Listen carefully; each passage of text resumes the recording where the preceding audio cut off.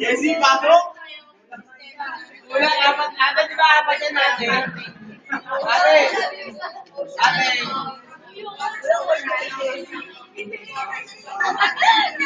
Yes. That's around 12.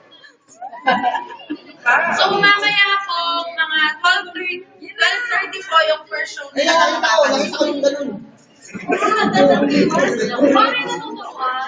Actually, what they did sa mga show namin is their natural behavior. Gumagamit lang kami ng tinatawag natin na passive reinforcement, wherein meron silang point of reference, which is the target, then a clicker, para sa kanila, kumbaga kung go signal nila, and the reward, yun nga yung page. Yung ba yung pala yung Batman?